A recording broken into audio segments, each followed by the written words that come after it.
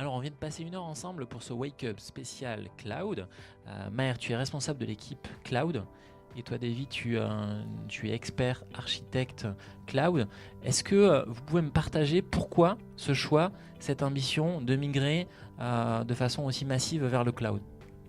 En fait, c'était une opportunité. L'opportunité qu'on ait des infrastructures obsolètes en data center. Et du coup, on s'est posé la question de qu'est-ce qu'on fait.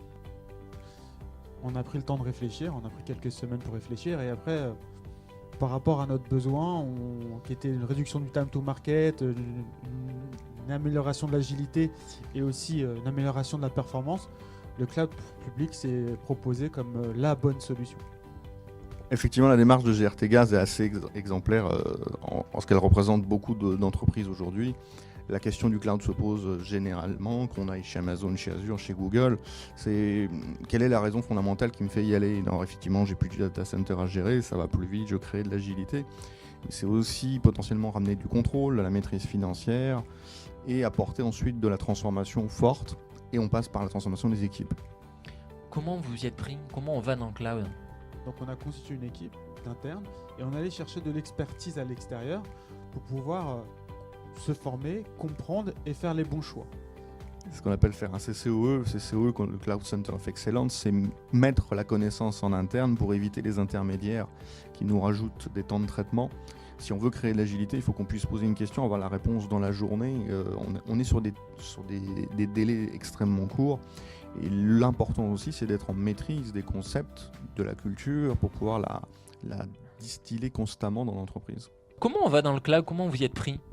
Après 8 mois de travaux, le CCE a réalisé un socle. Des fondations qui sont solides, qui sont complètement industrialisées. Parce que le cloud, c'est de l'infra as a code, comme on dit, et donc de l'industrialisation en masse. On a aussi migré une dizaine d'applications aujourd'hui qui n'étaient pas critiques pour GRT Gaz. Et l'objectif était de se préparer de migrer la chaîne critique. Donc la suite, c'est continuer la migration de la chaîne critique. En plus de ça, on a pris la stratégie de ne plus investir en data center. Tout nouveau projet est réalisé directement dans le cloud. La prochaine étape, c'est l'automatisation aussi. S'approprier l'outil, c'est pas juste aller faire des clics, c'est aussi créer une forme d'automatisation de la consommation du cloud.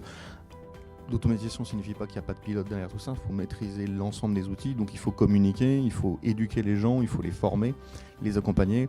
On est dans une transformation constante, on change de métier, on change d'approche. C'est un gros bouleversement, c'est une vraie gestion de changement.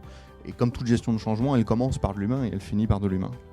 Merci à tous les deux. Je vous donne rendez-vous pour notre prochain Wake Up. Vous le savez, le Wake Up, le rendez-vous de la transformation digitale by Digital Academy. À bientôt.